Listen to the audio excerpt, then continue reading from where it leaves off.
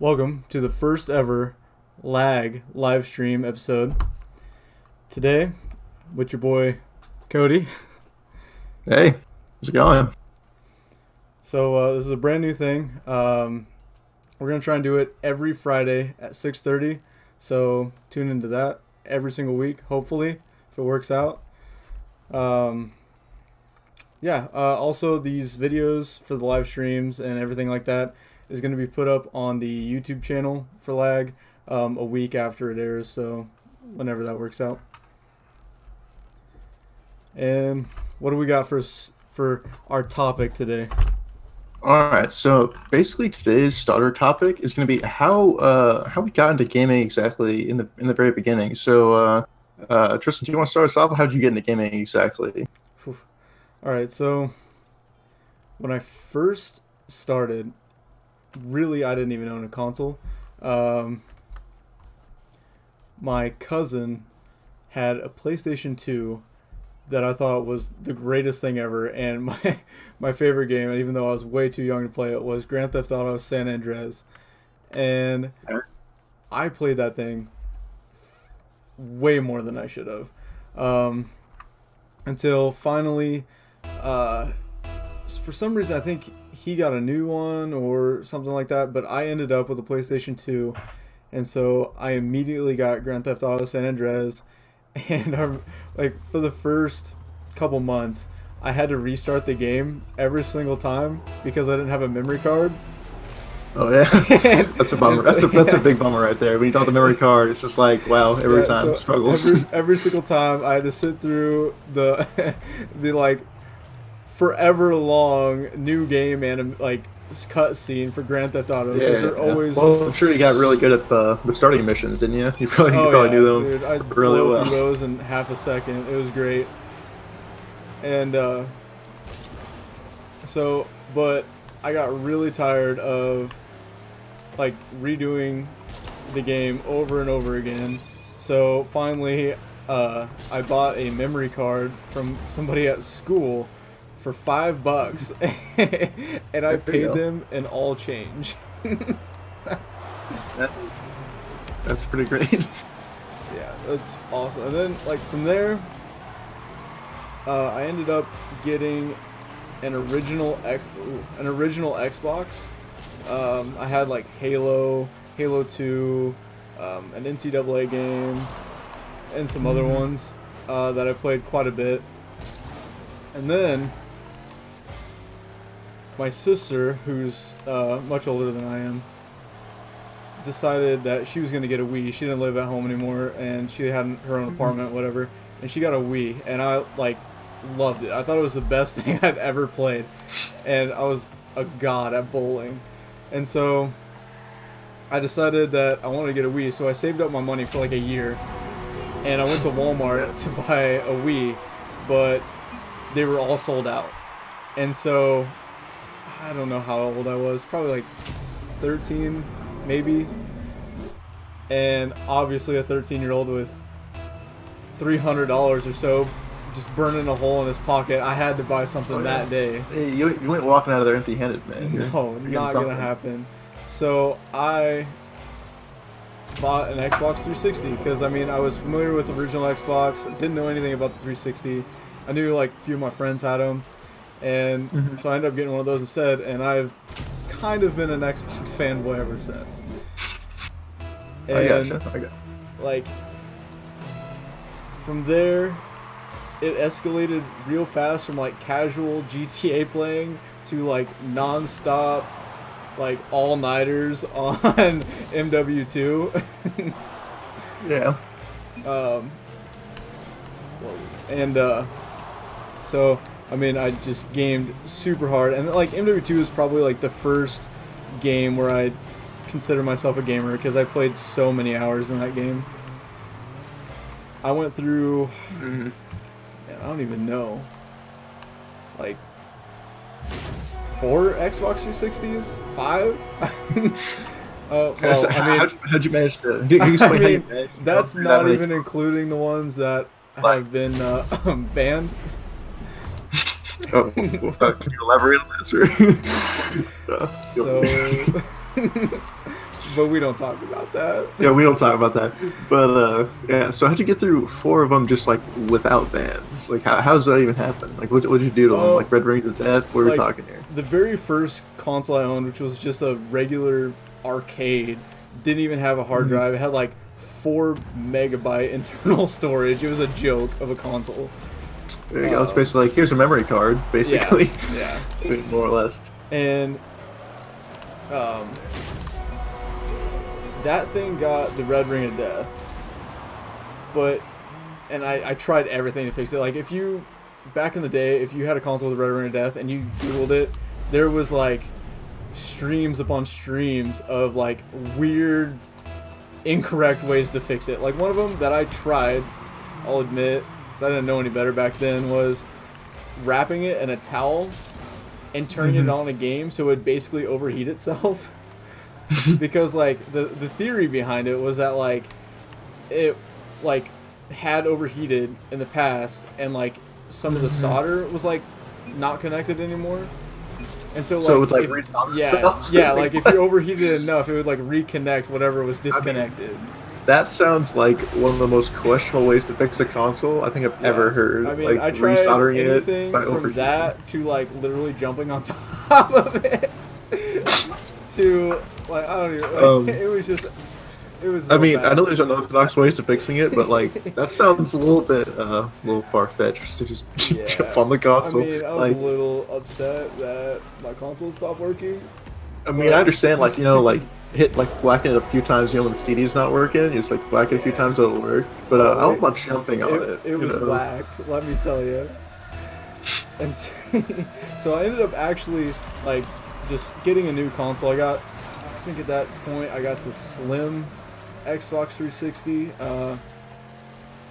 and I ended up selling the broken like Red Ring of Death console for $20 to somebody who bought a new power cable, and it fixed it. I'm a little surprised. A power cable? Yeah. Not like a power brick or anything, or? Oh yeah, like a new power brick. Okay. So I was gonna say, if it's a power cable, I'm like, wow. Like that's even more bad. To be completely honest, I'm surprised it worked. Like, period, after all the shit that I'd done to it. Jumping on it, yeah, what the hell? After I purposely overheated it and jumped on it. Yeah, I'm actually kind of surprised it worked at all either. But yeah, it worked for him, so I was a little mad that I sold it for $20, whatever. Yeah. And, let's see, the slim console ended up, it started acting funny, like the disc wouldn't read, and it was like making some weird noise, like the disc reader was making some weird noises. And I mean, I'd taken apart the console like 10,000 times, the hot swap games, we won't talk about that either. So like the lens for the disc reader, like the laser and the lens just was going out, so I sold it. And from there I bought an MW2 limited edition Fat 360. The fat ones, good ones. Yes. And I ended up, I don't know, I thought like around that time the Xbox One was coming out, and I thought that like I wasn't gonna play the 360 anymore, so I sold that. Made pretty good takeout away from that one, but I did get an Xbox One, but like all of us just didn't play it right away because there was no games for it when it first came out. Yeah. Before we get into like the Xbox One and like beyond, I think we should like catch people up on, I guess, what I did to start. We went a little far here. Yeah. So it's like we gotta even this out a second. Yeah. So what was your first like real like gaming experience? Well, I guess when I first started as a kid, we had a original. Actually, we were like a Nintendo family. We had the original Nintendo, the Super Nintendo, the N64, we had all of them. All right, and then the Wii after that. But I really started playing on the N64, where we had like all like, you know, Mario Party, and like it was like Blitz 2000, I think it was. I really played a lot of that game, and like Super Smash Brothers, of course. That's when I really got into it. And obviously, I had like GoldenEye and stuff like that. But yeah, I kind of skipped like an entire era of like I had a Nintendo 64 at like my grandma's house, so I was also a Nintendo fanboy for quite a while. Yeah, definitely. I think we all were back in the day. That was like the only really good console back in the day, honestly. Yeah, Like, way back until then. the PS2 came through and just blew everything out of Yeah, the it water. definitely it kind of dethroned it with the PS2. I will say. So I think it's still like the biggest selling console in history. I think PS2. I think Um, you're right. I don't I know. think it I'm is, pretty sure you're but right. anyways, so yeah, I wasn't really huge to N64, like because I was still pretty young. You know, it's not like that big of a deal. It's like all the kids play games. But then I got the GameCube, and that's when I really started getting into like games on my own because my brother was getting older. Um, so it was just me in the house a lot more. So I played by myself, and I played Need for Speed Underground 2 and Hot Pursuit 2. Those were the two games I really enjoyed on that console, and also Super Smash Brothers Melee as well. I played a lot of that one. And also, we had a PC, which was like really bad, just like Windows XP days, bad stuff. But on that one, I played a lot of SimCity, like 3004, and also like Civilization 4. That was a little later on though. But yeah, those were my first things. And then though, I would say middle school came around. That's when I met you, and there was a lot of people at school that had the Xbox 360. And they were all talking about how great it was and everything. And like I can still remember like back in the day, people talking about how like they were so good at like Black Ops, like Search on Nuketown, all this stuff. And me, I'd never played Call of Duty before. I was like, well, actually no, I had a Call of Duty on the GameCube that was single player only. I will say that, but I'd never played like online or anything like that before. Because I lived out in the country and we didn't have internet, so online just wasn't like a possibility. So basically, I was like, I'm just gonna get one of these consoles and we'll see what we can do. Because I had a smartphone with like tethering ability, so I was like, technically, I could like tether the console and it would work in theory online. So I got the console and I was like, hey, mom and dad, you should totally buy me MW3 when I'm not old enough to buy it. And so I had them go to Walmart, pick it up, got it. And so that was the first real COD, so to speak, that I ever had.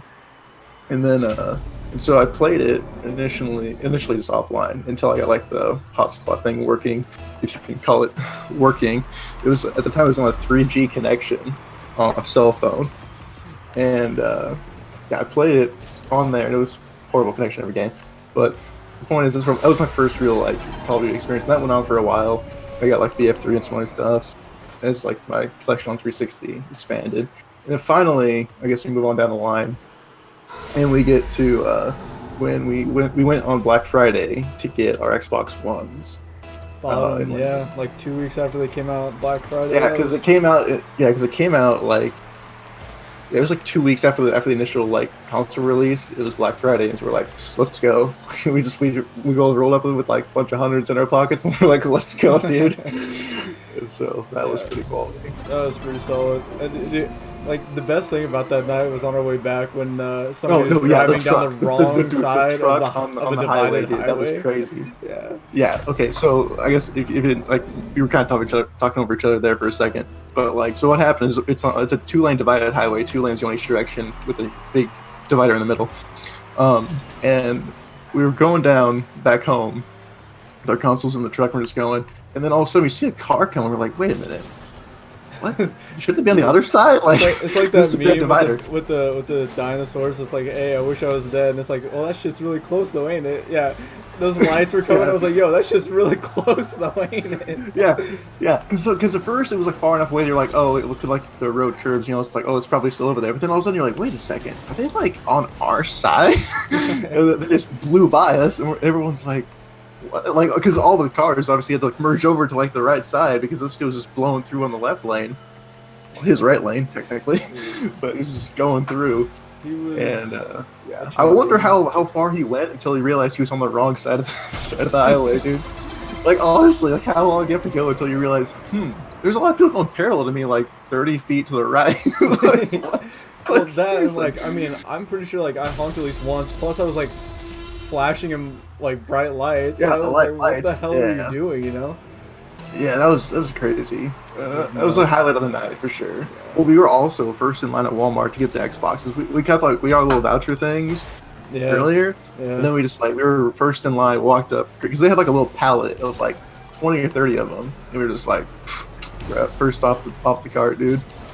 So that was pretty decent.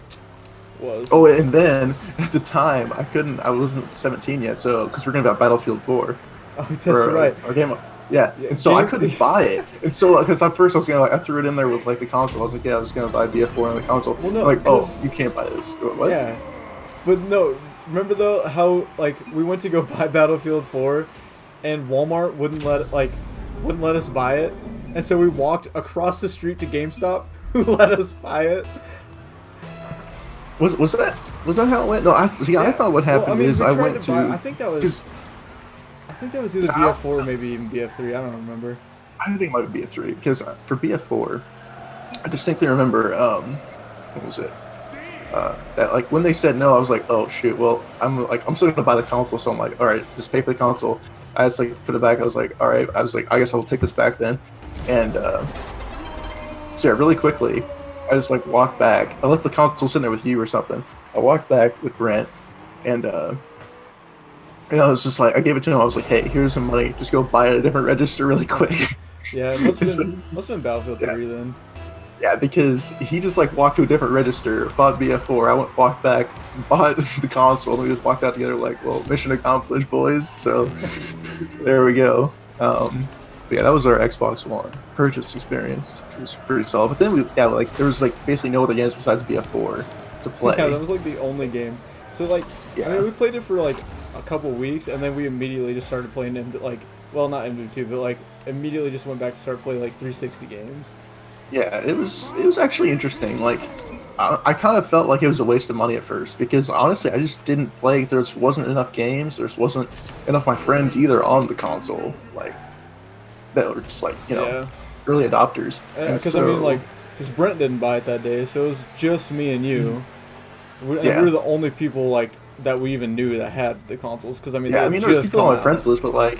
Yeah, like there was some people on my friends list that had them, but like they didn't have the same games, and also like again, like I don't know them personally, so it's just like, well, whatever. But yeah, it was kind of rough for the first like couple months of the Xbox One. It was basically just to keep playing the 360 until they get more good games and more people buy the console. Yeah, pretty much. Yeah. So what was next after the Xbox One, really? I mean. From there, we had Xbox Ones forever, and like at that point, I mean, we had it for like a couple years, and then like we graduated. Yeah, we had them for a little while. Graduated, like, when we first got them, what did we even play on? Like, we really didn't use the Xbox Ones much until like Advanced Warfare came out.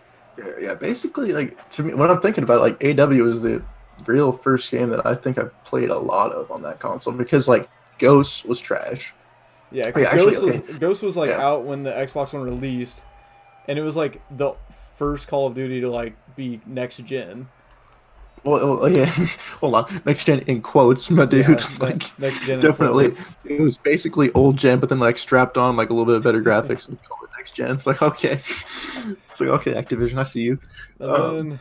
God, I mean, well, like okay, so because actually I did get Ghosts temporarily. I bought Ghosts on like a sale at GameStop or something, and I played it for like 2 weeks, and I was like, I honestly don't like this game at all. I got to like level 30. I was like, I don't like this. I'm screw it. And so I traded it in for Titanfall when it came out, and so we played a good bit of Titanfall for like the week that it was popular. Yeah, because I think, because you traded in Ghost, I traded in Battlefield 4 for Titanfall. Yeah, see, I had never get rid of Battlefield 4. I really but I mean, I ended up getting it like a little bit later for like $10 for literally everything in the game. So. Yeah, well, they have some really good sales like that every once in a while, which is pretty nice. But yeah, then I think I still actually do have Titanfall disc, but. I do. I know I do. I only have like 3 discs total. Yeah, it's almost no discs that I have. But, yeah. Actually, I kind of skipped over, like, all the Black Ops. Like, I mean, because, well, first of all, because I NW3 first, I didn't even play BO1 initially, because it was like, the CODs I got was like NW3, BO2, then I went back and got BO1, from like it was like a disc someone like gave to me. I think it was you. I think you gave me like an extra disc of BO2 you had or something. It was like scratched, so Yeah, it like because like hit the console a few times to make it work. Well, like, because I had a couple discs that would work if the game was like saved on the hard drive, but it wouldn't like work if it wasn't. Yeah. Because Okay, like, yeah. cause, like the way the console worked was like, if you had it saved on the hard drive, it would use the disc to like verify that you had the game, but it would like run completely on the hard drive. Yeah. Yeah. And So actually, like, we hot swapped, I think.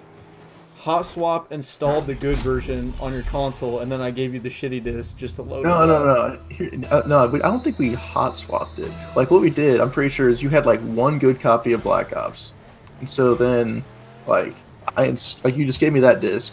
Well, you gave me both discs. You gave me like the shitty disc and the good disc. You said, okay, just install the good disc, and then just give me that one back, and then you just use the shitty disc to boot from there. I don't think we hot swapped that. Maybe not. Yeah, if I had the, I don't know. We hot swapped a lot of stuff, but maybe that wasn't one of them. Yeah, I don't think Black Ops was. I know MW2 was a hot swap. We both know that. Oh yeah, that was a solid hot swap for those like offline ISO mods.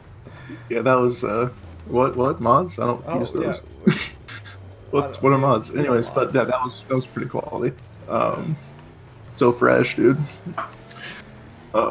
Anyways, so yeah, so I basically so I have BO 1, and then I ended up 2 with the hot swap, and then after that, because okay, and then I really got into like BO2 zombies. Like, I wasn't a huge multiplayer fan. I still got like the Prestige Master or whatever in the game, so I played it enough.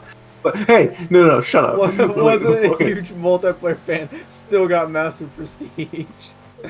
Damn. Dude, hey, well, I didn't really like it that much, but like it was just that like my friends would just play passively enough. I just play with them, and I just eventually got to it. I was like, whatever. But mainly I was like the zombies though. Yeah. So definitely, the multiplayer was. I mean, it was okay. It was definitely not like something to write home about if you're not like a huge Black Ops like series fan, I guess. And we both know where I stand on that. Well, there's the community. I don't know if anyone else knows. I mean, I know, but yeah, I'm not a fan of Black Ops like anything. So, I mean, looking back, Black Ops 1, like if I go back and play it now, I don't mind it. But when it came out, like I pre-ordered Black Ops 1. Like, the original Black Ops, I pre-ordered it, got it on launch day, played it for, like, a solid 2 weeks, and then it instantly went back to MW2 and, like, never touched it again. Damn, that's pretty rough. Like, so for me, I played it after I even had played BO2. So, I played the sequel before the original, which is, well, it's kind of true with MW3 and 2, I guess, and MW1. I eventually got that game, too. Not the remastered one, the actual original. But,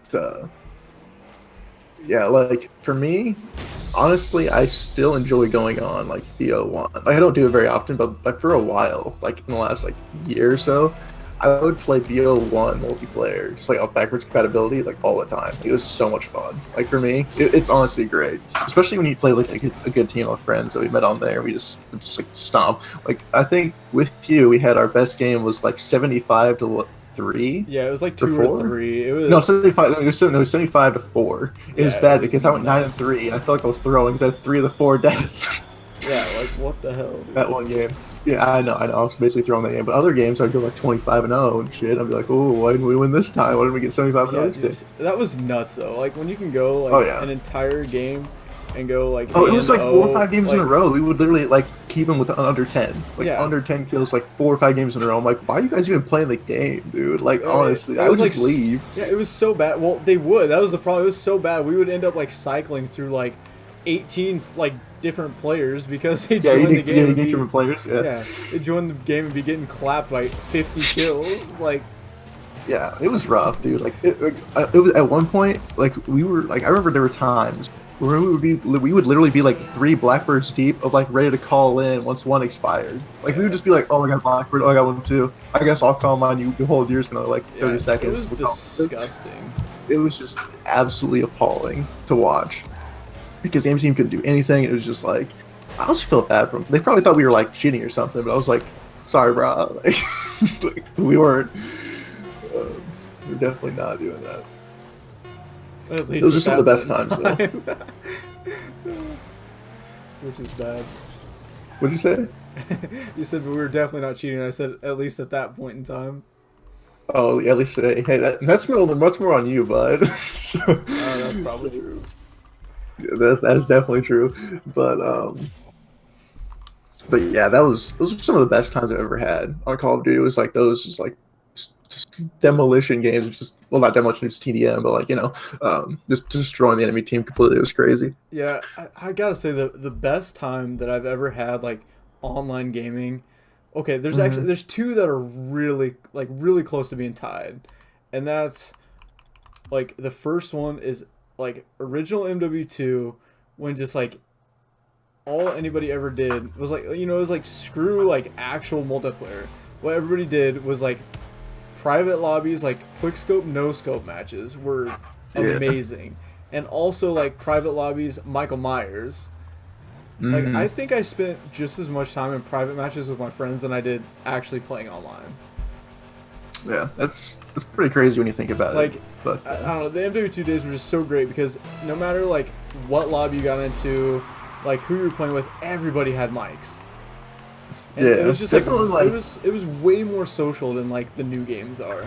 Yeah, that's one thing I wanted to say for sure is that like all the modern games like just it's like you can just tell like older games like back in the day when we were playing even MW3 like now I was still kind of late to the show for this, right? Like probably half or more of the lobby would have a mic. Nowadays if you have like 3 or 4 people in an entire lobby, like that's a lot of mic. Yeah. That's pretty average. Like for the newer games, you can just tell because everybody's in a party. Like they're not like in the, that's true too. They're not in the lobby. They're like in the lobby chat. They're in party chat. Yeah, party chat.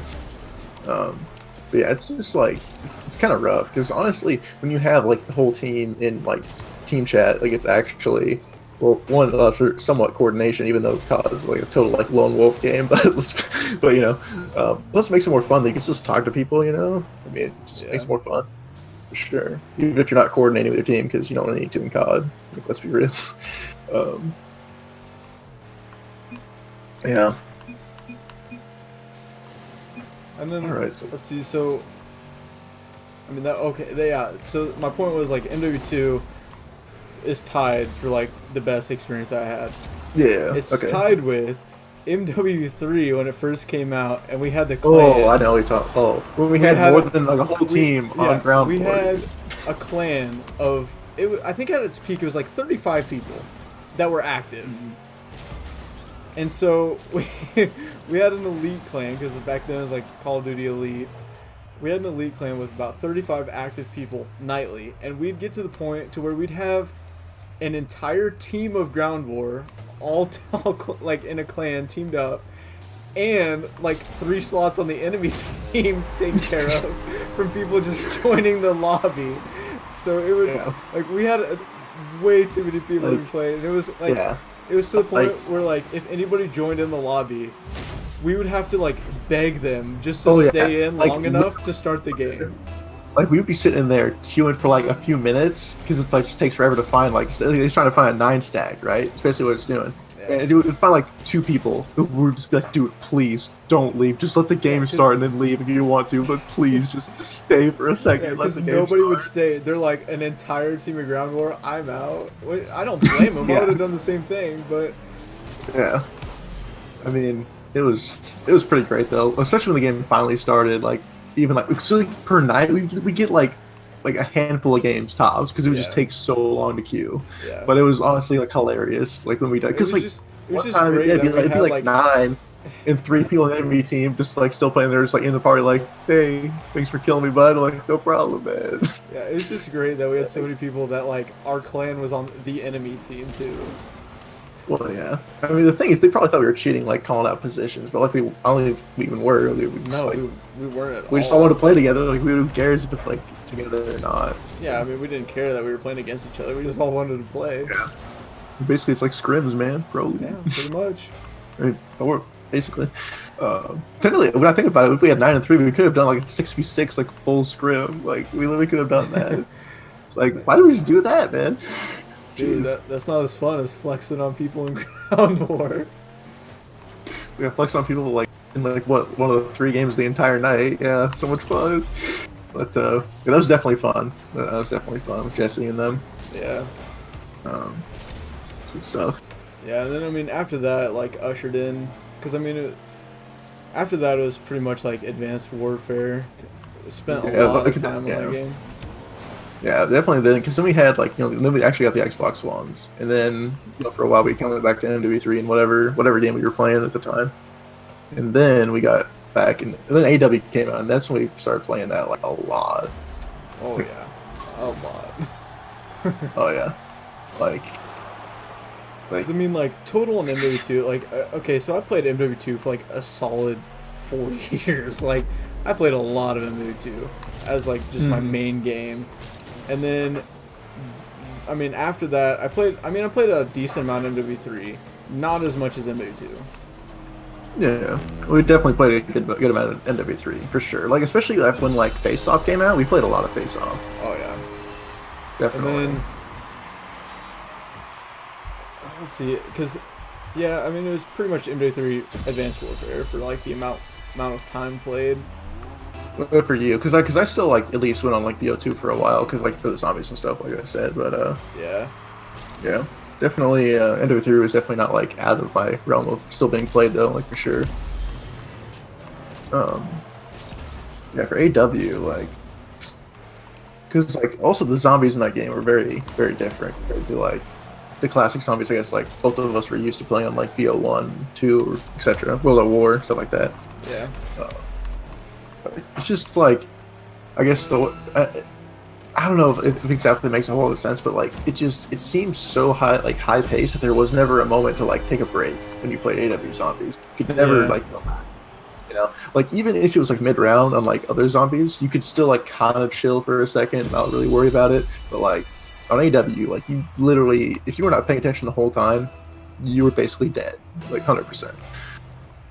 Yeah, and then at the like same time period, we both got really into Rust. Oh yeah, okay. And we quick story about this. We actually ended up building. Quick story about this. How we first got into Rust. So one day, I don't know exactly how, I was just watching YouTube one day, and there was this video. I still remember the person's name. I think they still make videos to this day, but I don't really watch them anymore. But it was Vertigo Gaming, and he had this like big Rust raid cam video.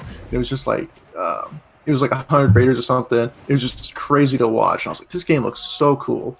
And I was like, I want to do that, And so I looked into the game, saw it was only on PC. I was like, well, that kind of sucks. And I was like, guess I got to get a PC, man. so I was like, hey, actually for a while, so I thought to myself, okay, I want you to know first, I had played it, or at least I had first like noticed it back before I went to college. And so I bought it and installed it on my PC at home, which is like no dedicated graphics. Like we're talking like Intel, like integrated stuff, right? Really bad. Booted up on there, 5 FPS, lowest everything. I was like, okay, that's a no. You can play on that. Nah, fam. And so I was like, all right, we'll sleep on this for a while. I mean, I already own the game, so maybe sometime we'll eventually be able to play it. So then, sometime, I don't know exactly when, but I brought it up to you, and I was like, hey, dude, this is a really cool game. Like, check out this video. It's super cool. I think we should play it. But the thing is, we have to like build PCs for it, or like buy PCs or whatever. And so we did. So we both built computers, which are, I mean, I would say they're pretty similar spec'd out. Mine was slightly better than yours, but like they're pretty damn similar. You had a slightly like better processor than mine. Yeah, and like the GPU too, because like the specs, yours was like a FX 6300 and like a 370, like an R7 370, and mine was an 8320 FX and a 380. R9, which are like literally just like both of them are like one step above each other, like they're like almost the exact same. It was pretty damn. Point is, both of them were trash. Looking back, dude, yeah. And here's the thing. Now Tristan isn't a huge fan of this as me, but seriously, looking back, there's one change I would have had to make my first PC build. It's like just forget the hard drive, man. Just put an SSD in that thing. I don't know what was in my Okay, at the time, all I'd ever known for computers, which were all pretty bad computers, was just like a hard drive. I was like, oh, just get a hard drive, it's fine. I was like, SSDs, I'm like, oh, that's crazy talk. You don't need that. We don't need that. You need that. You do. What's great is that like I actually, let's see, I don't remember exactly the circumstance, but it was either like my PC parts. Well, I know my PC parts came in after yours, so like there was like a solid couple weeks where like you had a PC but I didn't. Well, And okay, all I well, no, had it was my weird. laptop. No, it was not.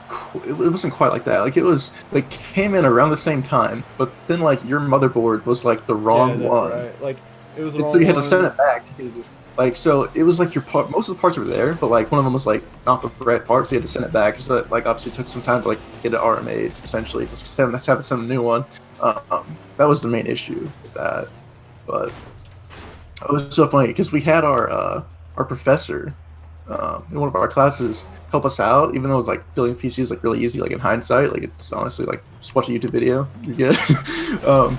But we had him come with us to build. Like we did like mine first because like all my stuff was there where yours was like slightly like it wasn't all there yet. So I was like, we can just like have him like help us with mine, and then like we can both just like do like work on like Tristan, you know, like afterwards after we have some experience, right? And so literally, I remember like just like covering the CPU with just like tons of paste, and I'm like, oh my god, Dude, because like I remember him saying like, I think that's enough, bud. He's Yeah. like, I think we're good. It was great because like I hadn't like I guess no, you could just like put like a pea-size ball in like the middle, and just like call it good. So I was over there like fucking like with like a paintbrush, just like basically it's like a little thing, just like covering like the CPU die like 100%, and then and like in hindsight I was like, what am I doing, man? It's great. So that was pretty quality. Building that eventually, actually, and I think it's probably because of like the thermal paste application. Eventually, like that winter, because we built it in like October, November, and like December, when we were back for winter break, I was playing City Skylines on it for like 8 hours, and then it just turned off because it's the thermal shutdown, and so it just like completely just like it didn't fry it, but like basically just like got to the point where it just like forcibly turned itself off, and I was like, dope, because the CPU fan actually just died, like it just completely turned off. So obviously not ideal. And so I got an aftermarket cooler, and it's been on there to this day. But yeah, then I also reapplied thermal paste, not like a crazy person, but yeah. So Rust. Back to Rust. So Rust. Like, there was a solid amount of time where I played on my laptop with Intel integrated graphics.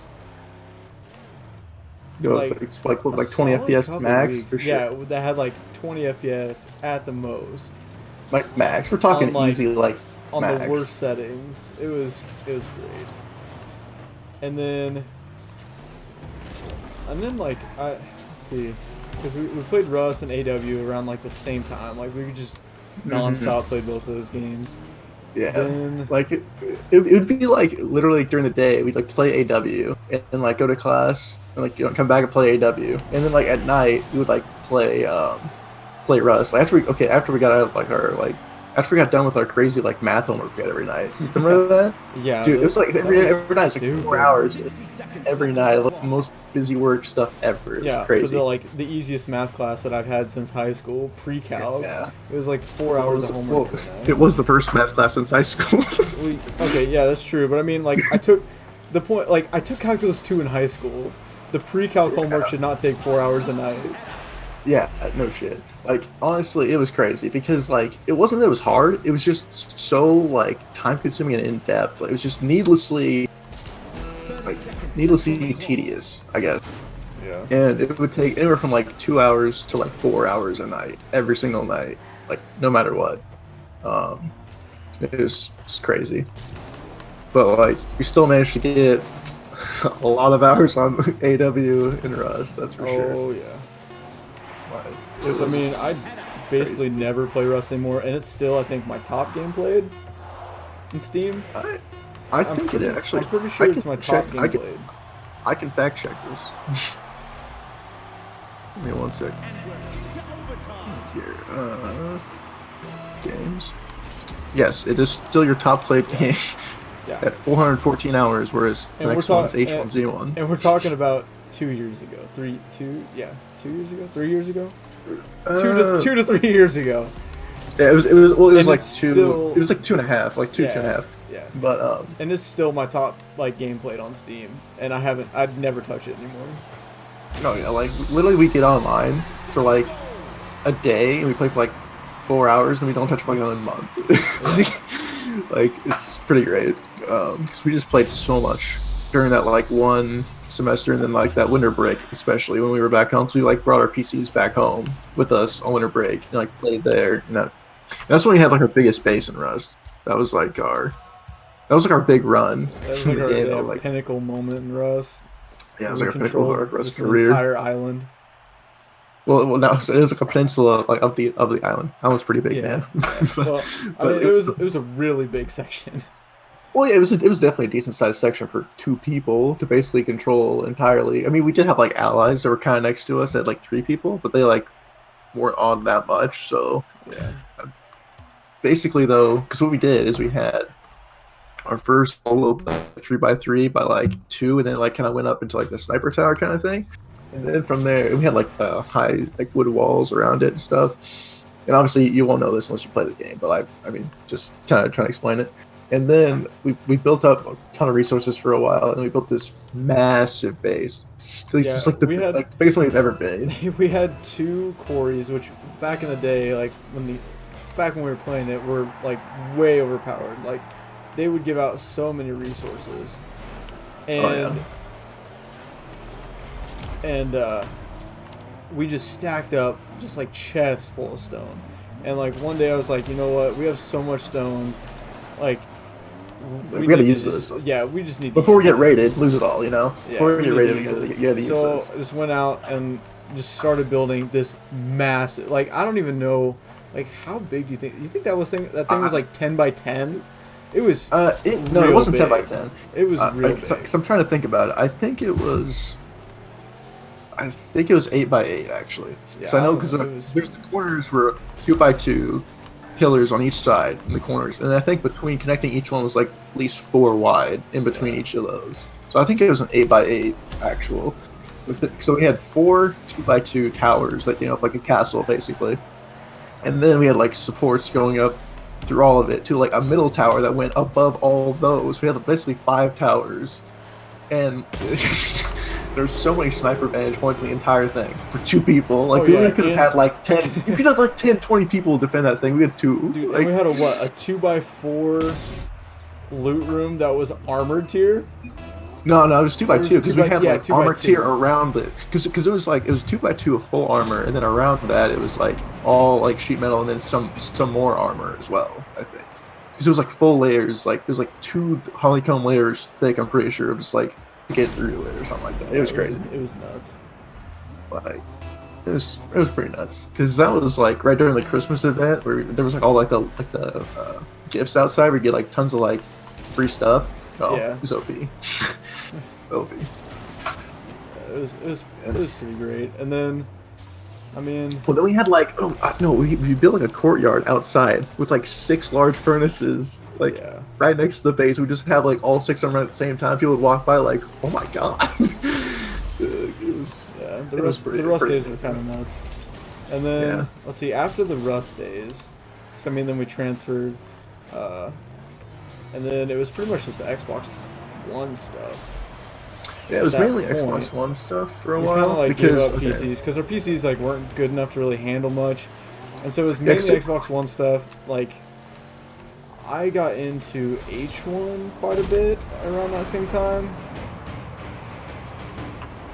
Okay, yeah, I mean, like I wasn't a huge fan of H1 for sure. And I mean, I don't know, we didn't really like play a lot of stuff. We didn't play as much as we did, because I mean, well, like we both got jobs. And so like, because our first year of college, neither of us had a job, so we had no lives. We just sat there and played games the whole time. Which was, I mean, looking back, maybe not the best life choices, but I mean, it was awesome.